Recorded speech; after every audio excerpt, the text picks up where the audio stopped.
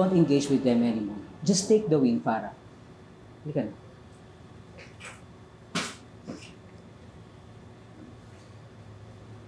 Wisit talagang babae yan! Bago ka magalit kay Farah, you should reflect on what you've done, Lucy. Bakit ako? Lam, nakalimutan mo yung ginawa mo sa loob? Nagsinungaling ka sa loob ng korte. Eh, ginawa ko lang naman yung alam kong makakasiguro makukulong talaga yung babaeng yun habang buhay.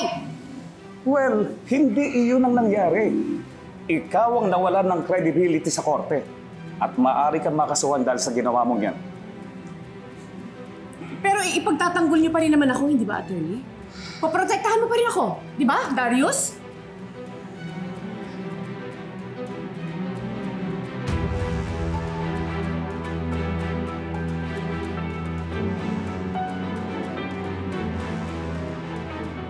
Let's go. Attorney, salamat ha. Ang galing talaga ng ginawa mo kanina.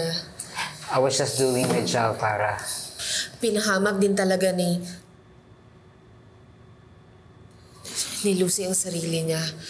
Lumabas tuloy ang pagiging sinungaling niya. At bro, galit si Darius. Dapat talaga kasuhan yung malditang yan eh. Huwag din tayo masyadong confident, Farah.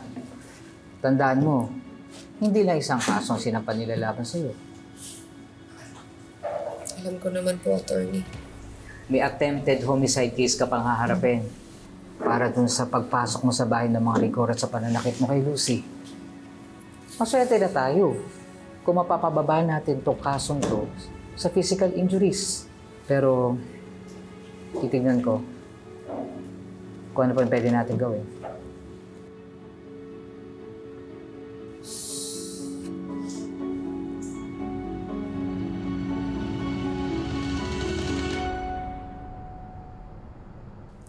So, why are you here? Hindi sa akin sinasabi ni Darius. Basta dinala na lang niya ako dito. Merong hindi masyadong magandang balita. Oh? Ang sabi niya baka itapon at ibasura ng korte yung testimony ni Lucy.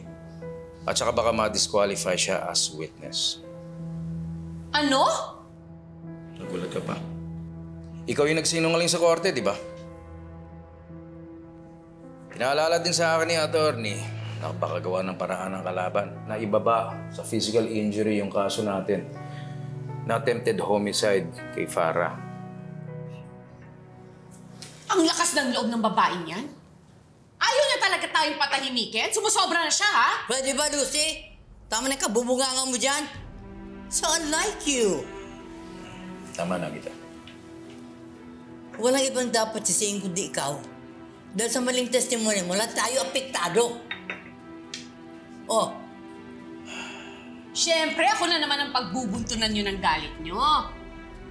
Ganyan naman kayo eh. Kahit noong pa, mainit na ang dugo ninyo sa akin. Lucy, tama Kahit kailan, wala na akong nagawang tama sa mga mata nyo. Lucy, tama na.